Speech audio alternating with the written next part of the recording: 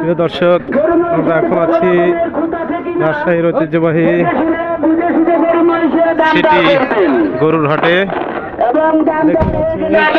বিভিন্ন রকম গরু এখানে দেশ ও দেশান্তর থেকে বড় বড় দালালরা এসে গরু কিনে।